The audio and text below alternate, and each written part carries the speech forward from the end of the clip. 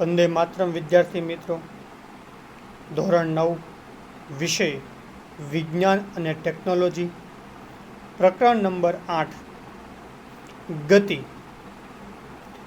ગતિ એટલે કે વાત કરીએ તો આપણે જોઈએ છીએ કે સાંભળેલું હશે કે પૃથ્વીની ફરતે સૂર્ય ફરે છે, તેમજ ઘડિયાળની અંદર વિવિધ પ્રકારના જે કાંટાઓ હોય છે, સેકન્ડ કાંટો, કલાક કાંટો, મિનિટ કાંટો, તે પણ કન્ટિન્યુ ગતિમાં ફરતો હોય છે. તો એવી વિવિધ પ્રકારની ગતિ વિશેનો ખ્યાલ આપણે આ પાઠની અંદર સમજવાનો છે. તો એની અંદર વાત કરીએ તો ગતિના પાઠની અંદર પાઠની રૂપરેખા, જેમની અંદર વિવિધ સમુદ્દાને આધારે વર્ગીકૃત કરવામાં આવેલું છે. સૌથી પહેલાં વાત કરીએ તો ગતિનું વર્ણન. ગતિના વર્ણનની અંદર મુખ્ય બે ભાગ, એક સુરેખ પથ પર ગતિ અને બીજું આવશે નૈમિક ગતિ અને અનૈમિક ગતિ. ત્યારબાદ વાત કરીએ તો ગતિના દરનું માપન, એટલે કે ગતિની જે દર છે સમયની સાપેક્ષમાં, તેના વિશેની વાત.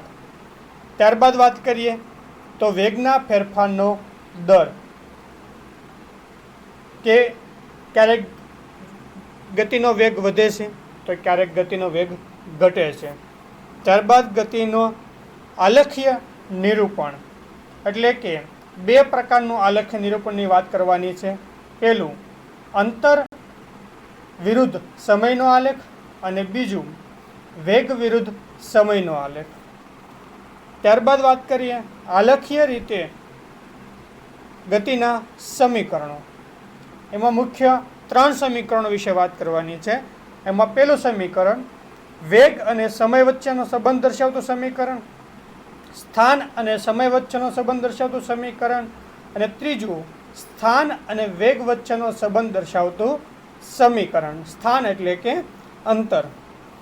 અને છેલ્લો ટોપિક છે આ પાઠનો નિયમિત વર્તુળમય ગતિ, એટલે કે વાત કરીએ દાખલા તરીકે કોઈ પદાર્થ અચળ ઝડપે વર્તુળાકાર પથ પર ગતિ કરતો હોય તો તે નિયમિત વર્તુળમય ગતિ કહેવામાં આવે છે.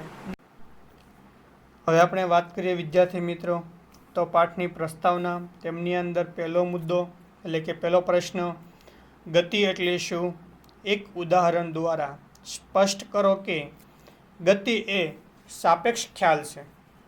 તો જોઈએ વિદ્યાર્થી મિત્રો અહીંયા આપણે કે જ્યારે કોઈ એક પદાર્થ બીજા કોઈ પદાર્થની સાપેક્ષે સમય સાથે પોતાનું સ્થાન બદલે છે, ત્યારે તે પદાર્થ બીજા પદાર્થની સાપેક્ષમાં ગતિ કરે છે તેમ કહેવાય. દાખલા તરીકે વાત કરીએ, ગતિ કરતી બસમાં બેઠેલા મુસાફરોને રસ્તાના કિનારે આવેલા ઝાડ પાછળની તરફ ગતિ કરતા અનુભવાય છે. તે વિદ્યાર્થી મિત્રો આપણે બધાએ જે અનુભવ કરેલું હશે કે આપણે કોઈ ગતિમાન વાહનની અંદર મુસાફરી કરતા હોઈએ અને જો રોડની બંને બાજુ પાછળની તરફ ગતિ કરતા આપણે બધાએ અવલોકન કરેલું હશે. રસ્તાના કિનારે ઊભેલ એક વ્યક્તિ બસમાં બેઠેલા બધા જ મુસાફરોને બસ સાથે ગતિ કરતા અનુભવે છે. જ્યારે બસમાં બેઠેલો એક મુસાફર અને પોતાના સાથી મુસાફરોને પણ સ્થિર અવસ્થામાં જુએ છે. તો આમ આપણે સ્પષ્ટીકરણ કહી શકાય કે પદાર્થ સ્થિર છે કે ગતિમાં, તેનો આધાર પદાર્થનું કયા સ્થળેથી અવલોકન કરવામાં આવે છે તેના પર રહેલો છે, જે દર્શાવે છે કે ગતિ એ સાપેક્ષ ખ્યાલ છે. આપણે બીજું ઉદાહરણ જોયું વિદ્યાર્થી મિત્રો કે એક સ્થિર વ્યક્તિ એ મુસાફરી કરનારા બસ અને એની અંદર બેઠેલા મુસાફરો બધાને ગતિમાં જોવે છે. જ્યારે એ બસની અંદર એક વ્યક્તિ તેના સાથી મિત્રો સ્થિર છે તેવી અવસ્થામાં જોઈ રહ્યો છે. તેથી આપણે એક ચોક્કસ પ્રમાણમાં અવલોકન તે જ રીતે કરી શકાય કે એ વ્યક્તિ છે એ કયા જગ્યાએથી અથવા તો કયા સ્થળેથી અવલોકન કરે છે. તેના ઉપરથી ગતિનો ખ્યાલ સરળતાથી આવી શકે છે. હવે આપણે વાત કરીએ તો ગતિનું વર્ણન. પ્રશ્ન નંબર 2. સંદર્ભ બિંદુ એટલે શું? પદાર્થનું સ્થાન દર્શાવવા માટે સંદર્ભ બિંદુનો ઉલ્લેખ અનિવાર્ય છે. સમજાવો. તો વાત કરીએ સૌથી પહેલાં સંદર્ભ બિંદુ એટલે શું? તો પદાર્થનું સ્થાન દર્શાવવા માટે જે નિયત બિંદુનો સંદર્ભ તરીકે ઉપયોગ કરવામાં આવે છે તેને સંદર્ભ બિંદુ કહેવામાં આવે છે. ઉદાહરણ દ્વારા આપણે સમજીએ કે એક ગામમાં એક શાળા રેલવે સ્ટેશનથી ઉત્તર દિશા તરફ 2 કિલોમીટરના અંતરે છે અને એક એસટી સ્ટેન્ડથી પશ્ચિમ દિશા તરફ 3 કિલોમીટરના અંતરે છે. તો પહેલા દાખલામાં શું હતું કે પહેલા કિસ્સાની અંદર શું હતું કે રેલવે સ્ટેશન હતું તે શું છે? સંદર્ભ બિંદુ.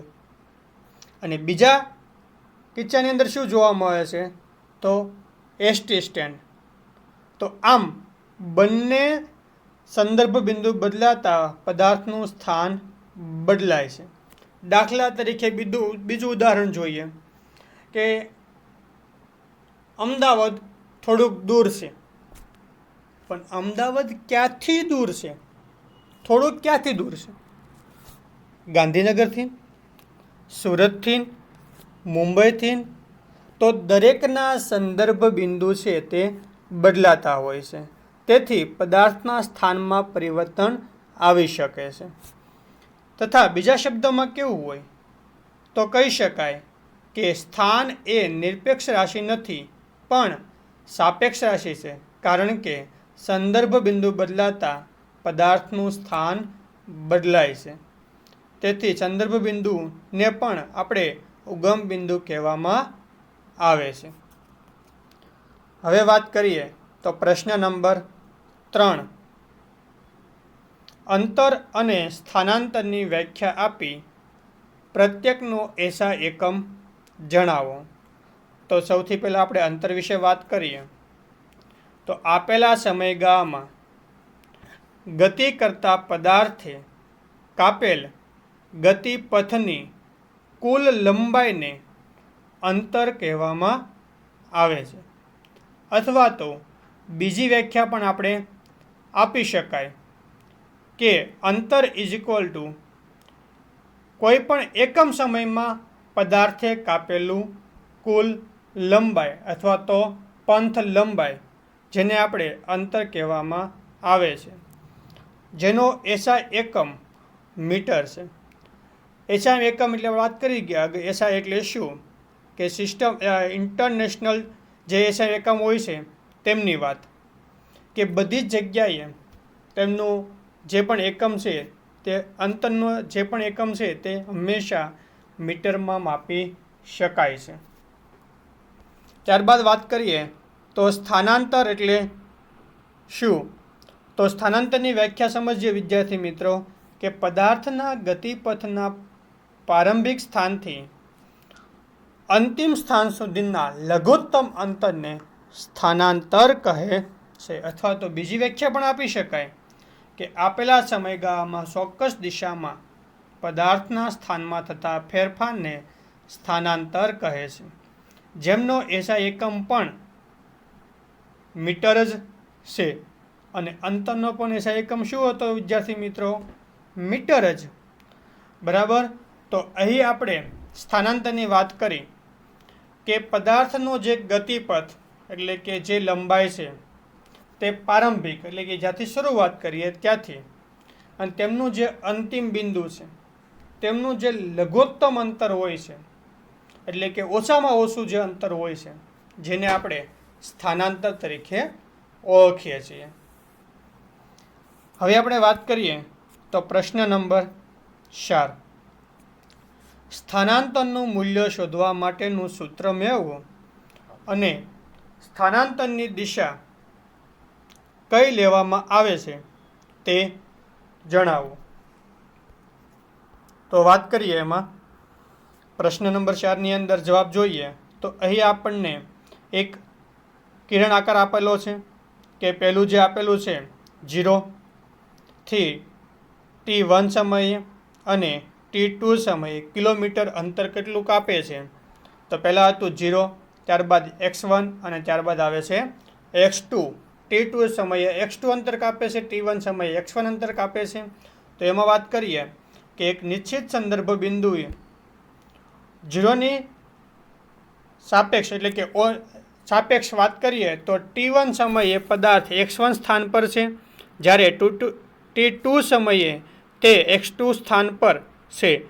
તો અંતિમ સમય કયો છે? t2 અને પ્રારંભિક t1.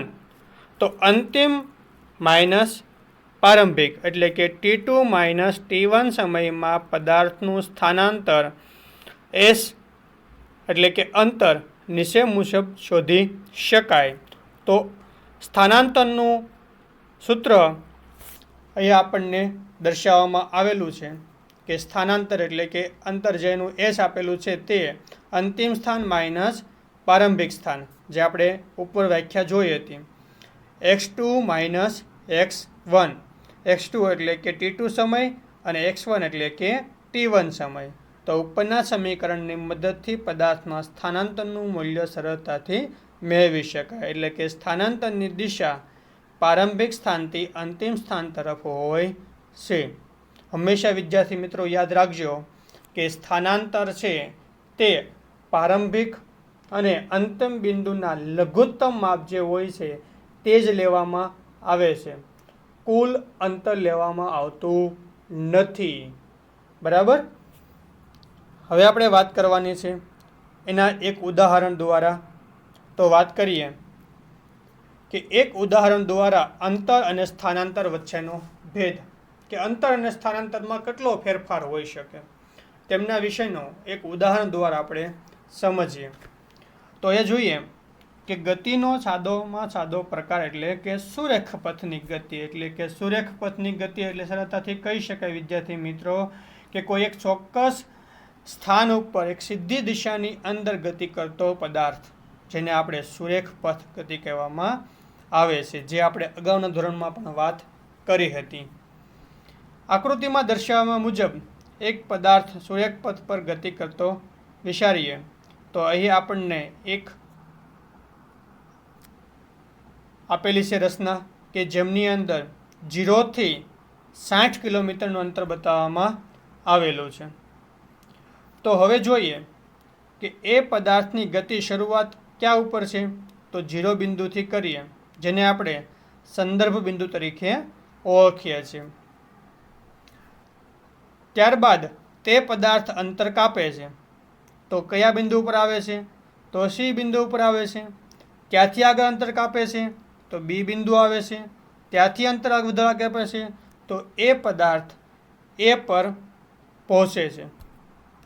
તો જોઈએ કે બિંદુ ઓથી એ પર પહોંચતા એ પદાર્થે કાપેલું કુલ અંતર કેટલું છે વિદ્યાર્થી મિત્રો? તો 60 કિલોમીટર અંતર કાપે છે. હવે જોઈએ કે એ પદાર્થ પાછો વાત કરીએ તો એ પદાર્થ એ થી બી સુધી અને બી થી સી સુધી અંતર કાપે છે. પહેલાં કેટલું હતું? 0 થી એ સુધી. તો કેટલું હતું? 60 કિલોમીટર. બીજું કે એ થી બી અને બી થી સી. તો ડાયરેક્ટ વિદ્યાર્થી મિત્રો ઘણી વખત એવું કહી દે કે 25. નહીં, પણ આપણે ક્યાંથી શરૂઆત કરી? એથી. તો ત્યાં કેટલા છે વિદ્યાર્થી મિત્રો? 60 છે. તો 60માંથી 25 બાદ કરીએ એટલે 35. એટલે કે એથી સી સુધીનું અંતર કેટલું બતાવે છે? 35. તો એ પણ આપણને કેટલું અંતર કાપે છે? 35 કિલોમીટર અંતર કાપે છે. તો એ પદાર્થ સી પર છે એ સ્થિર થાય છે. તો હવે જોઈએ કે એ પદાર્થે કુલ કેટલું અંતર કાપ્યું. તો પહેલાં કેટલું હતું? 60. અને બીજું કેટલું હતું? 60 થી 25 બાજુ જઈએ એટલે 35. એટલે 60 પ્લસ 35. ઓથી એ એટલે 60 પ્લસ એથી સી એટલે 35 એટલે 60 plus 35 is equal two 95 kilometre જેટલું અંતર કાપે છે, જેને પંથ લંબાઈ કહેવામાં આવે છે. અંતર દર્શાવવા માટે માત્ર સંખ્યાત્મક મૂલ્ય જ ધ્યાનમાં લેવામાં આવે છે, દિશા સ્થાનમાં લેવામાં આવતી નથી. ભૌતિક રાશિના સંખ્યાત્મક મૂલ્યનું તેનું માન કહેવામાં આવે છે. હવે પદાર્થનું પ્રારંભિક સ્થાન ઓ અને અંતિમ સ્થાન સી વચ્ચેના અંતરને પદાર્થના સ્થાનાંતરનું મૂલ્ય કહેવામાં આવે છે. તો જોઈએ વિદ્યાર્થી મિત્રો, શરૂઆત ક્યાંથી કરી હતી? તો ઓથી કરી હતી. અંતમ ક્યાં હતું? તો સી બિંદુ પર હતું. તો આપણે શું વ્યાખ્યા જોઈ હતી સ્થાનાંતરની? કે પદાર્થનું પ્રારંભિક અને પદાર્થનું અંતિમ સ્થાન વચ્ચેનું લઘુત્તમ અંતર. કયું? લઘુત્તમ અંતર. તો કેટલું છે? 0 થી 25. તેથી કહી શકાય કે પદાર્થનું સ્થાનાંતર કેટલું થયેલું છે? 25 કિલોમીટર, પરંતુ પંથ લંબાઈ 95 કિલોમીટર. તો જોઈને વિદ્યાર્થી મિત્રો કે પંથ લંબાઈ અને સ્થાનાંતર બંને સેમ હોતું નથી. આમ આપણે ઉદાહરણ દ્વારા સમજી શકાય. હવે આપણે વાત કરીએ તો પ્રશ્ન નંબર 6. કોઈ પદાર્થ દ્વારા કંઈક અંતર કપાય છે, શું તેનું સ્થાનાંતર શૂન્ય હોઈ શકે? જો હા, તો આપણા ઉત્તરને ઉદાહરણ દ્વારા સમજાવો. હવે એક એક્ઝામ્પલ સમજીએ આપણે કે દાખલા તરીકે કોઈ પદાર્થ છે તે અમુક પ્રમાણમાં અંતર કાપે છે, પરંતુ શું તેનું સ્થાનાંતર શૂન્ય હોઈ શકે? ચોક્કસ હોઈ શકે જ. કારણ કે પદાર્થનું સ્થાન શૂન્ય હોઈ શકે, કારણ કે ઉપરોક્ત હકીકત ત્યારે જ શક્ય બને છે કે જ્યારે પદાર્થના ગતિનું પ્રારંભિક સ્થાન અને અંતિમ સ્થાન એક જ હોય, કે જ્યારે તે પદાર્થે શરૂઆત કરી હોય અને એ જ પદાર્થનું અંતિમ બિંદુ હોય, તો એ પદાર્થનું સ્થાનાંતર કેટલું થાય? શૂન્ય થાય. દાખલા તરીકે એક વિદ્યાર્થી પોતાના ઘરેથી ચાલીને સ્કૂલે જાય છે અને ત્યાંથી પાછો ફરીને પોતાના ઘરે આવે છે. તો એમનું પ્રારંભિક બિંદુ કયું હતું? ઘર. અને અંતિમ બિંદુ પણ કયું આવ્યું? તો ઘર જ. તો એમનું અંતર કેટલું થયું? એ અમુક અંતર જ છે, XYZ, પરંતુ તેમનું સ્થાનાંતર કેટલું થયું બાળકો? તો 0, એટલે કે શૂન્ય. તો એ વિદ્યાર્થીએ કેટલું અંતર કાપ્યું હશે, પરંતુ એનું સ્થાનાંતર કેટલું થયું? શૂન્ય બની શકે છે. જે આપણે આ દરરોજબરોજની ક્રિયા કરીએ છીએ વિદ્યાર્થી મિત્રો. હવે આપણે વાત કરીએ તો પ્રશ્ન નંબર 7. આ વિદ્યાર્થી મિત્રો એક આપણને દાખલા સ્વરૂપે રજૂઆત કરેલી છે કે જે આપણે અંતર અને સ્થાનાંતર વિશેનો જે ભેદ આપણે સમજી ગયા એના ઉપરથી આપણને આ દાખલો રજૂઆત કરી છે. તો જોઈએ પ્રશ્ન નંબર 7. એક ખેડૂત 10 મીટર લંબાઈના એક ચોરસ ખેતરની ધારે એટલે કે ફરતે 40 સેકન્ડમાં એક ચક્કર પૂર્ણ કરે છે. 2 મિનિટ અને 20 સેકન્ડ બાદ આ ખેડૂતે પ્રારંભિક સ્થાનથી કેટલું સ્થાનાંતર કર્યું હશે?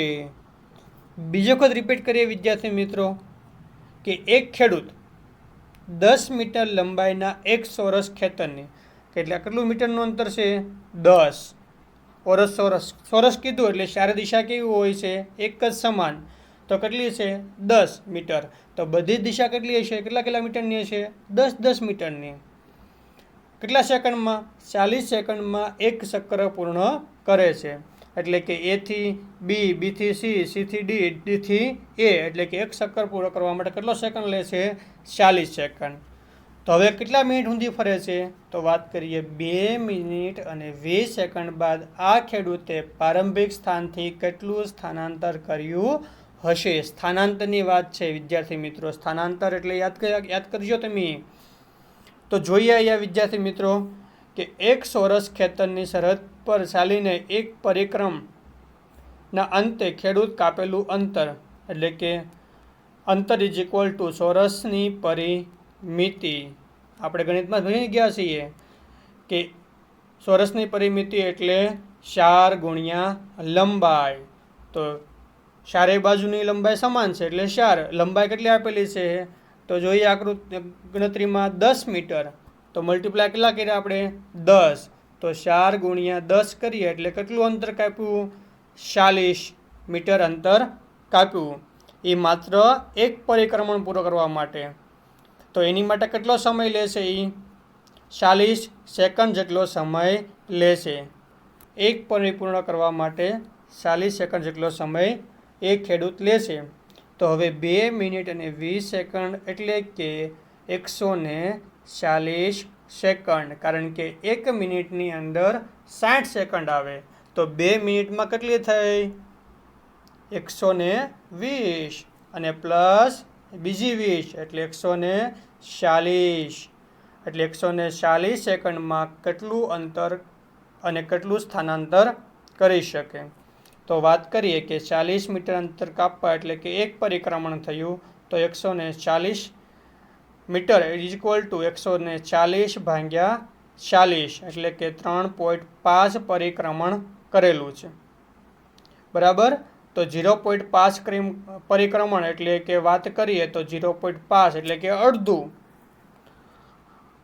જે એમનું અંતર આપેલું છે તે આખું પરિક્રમણનું અડધું એટલે કે 0.5 ગુણ્યા જે આપણને 40 મીટર અંતર કાપ્યું આખું ફરતું તે એટલે કે બીજું કેટલું છે 20 મીટર. તેથી આકૃતિમાં દર્શાવ્યા પ્રમાણે પ્રારંભિક સ્થાન કેટલું હોય એ.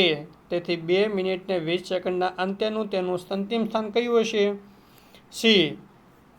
કારણ કે આપણે જોઈ શકીએ છીએ વિદ્યાર્થી મિત્રો એ થી બી કેટલું થાય 10, બી થી સી કેટલું થાય 10. બરાબર. તો આપણે વાત કરી હમણાં નીચે જ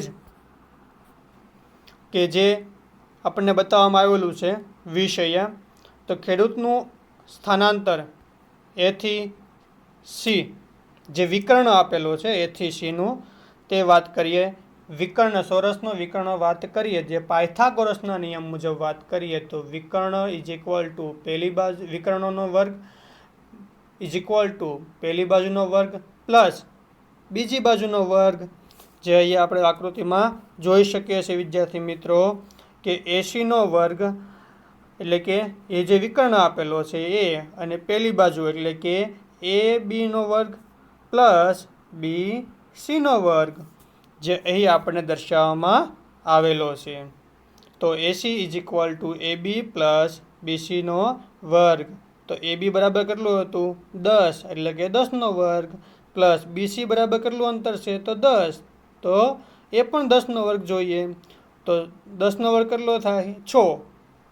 100 પ્લસ 100 એટલે કે 200 મીટર એટલે કે એસી નો square is equal to 200 metre. હવે એની વાત કરીએ તો આપણને ખબર છે કે બંને બાજુ વર્ગમૂળ કરતાં વાત કરીએ તો બંને બાજુ વર્ગમૂળ કર્યું એટલે 80નો વર્ગ જતો રહ્યો અને 200નો શું થઈ ગયું અંડરમૂળ એટલે કે 200ને 2 વડે ભાગાકાર કરવામાં આવે તો 100 ગુણ્યા 2. હવે 100નું વર્ગમૂળ કેટલું થાય તો 10 જેને આપણે વર્ગમૂળમાંથી બહાર લાવી શકાય. તો ખેડૂતનું સ્થાનાંતર કેટલું થયું 10√2 એટલે કે 10 વર્ગમૂળમાં 2 મીટર જેટલું સ્થાનાંતર કરે છે. કેટલા સમયમાં તો 2 મિનિટ ને 20 સેકન્ડમાં ખેડૂત છે તે 10 × √2 મીટર જેટલું સ્થાનાંતર કરી શકે છે. હવે આપણે વાત કરીએ તો સ્થાનાંતર માટેના નીચેના પૈકી ક્યુ રાઈટ હોઈ શકે અથવા સાચું હોઈ શકે તો તે શૂન્ય હોઈ શકે નહીં. તેનું મૂલ્ય પદાર્થ દ્વારા કપાયેલા અંતર કરતાં વધુ છે. તો જોઈએ પહેલું છે એ ખોટું છે કારણ કે સ્થાનાંતર શૂન્ય હોઈ શકે છે. અને બીજું પણ શું છે ખોટું કારણ કે સ્થાનાંતરનું મૂલ્ય કપાયેલા અંતર જેટલું અથવા તો તેનાથી ઓછું હોય પરંતુ વધારે હોતું નથી.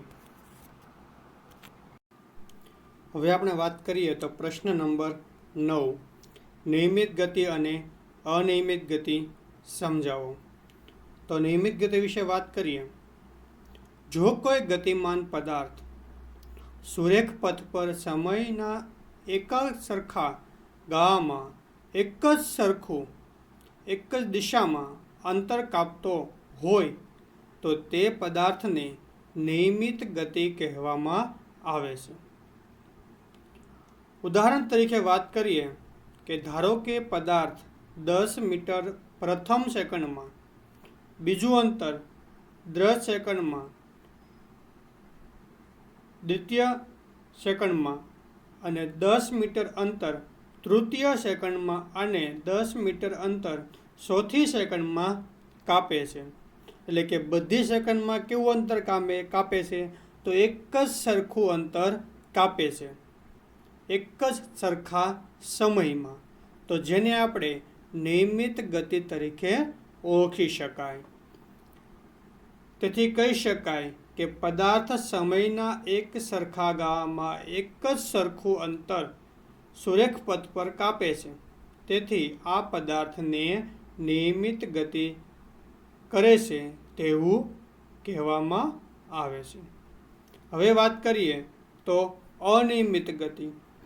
જો કોઈ ગતિમાન પદાર્થ સુરેખ પથ પર સમયના એક સરખા ગાળામાં એક સરખું એક દિશામાં અંતર કાપતો ન હોય તો તે પદાર્થને અનિયમિત ગતિ કરે છે તેમ કહેવાય. પહેલાં કરતાં વિરુદ્ધ. તો વાત કરીએ એમાં પણ ઉદાહરણ તરીકે, દાખલા તરીકે ભરસક રસ્તા પર થતી કારની ગતિ. કે રસ્તા પર ટ્રાફિક હશે તો કારની ઝડપ ધીમી પડશે, રસ્તો ખુલ્લો હશે તો કાર ઝડપથી આગળ વધશે અને ટ્રાફિક સિગ્નલ અથવા લાલ થતા હશે ત્યાં થોભી જશે. તો આમ કાર સમયના એક સરખા ગાળામાં એક સરખું અંતર કાપી શકતા નથી. તેથી તેને અનિયમિત ગતિ કહેવામાં આવે છે. એક બગીચામાં, બીજું ઉદાહરણ સમજીએ કે એક બગીચામાં કોઈ માણસના દોડવાની ગતિ એક સરખી હોતી નથી, કે જેને આપણે અનિયમિત ગતિ તરીકે ઓળખીએ છીએ. કે કોઈ એક ચોક્કસ સમયમાં એક સરખું અંતર કાપી શકતો હોતો નથી. ક્યારેક ધીમું તો ક્યારેક વધારે એવું અંતર કાપતો હોય છે. તેમની અંતરની ગતિ જે છે એ પ્રમાણમાં હોય છે, જેને આપણે અનિયમિત ગતિ તરીકે ઓળખી શકાય છે. થેન્ક યુ વિદ્યાર્થી મિત્રો.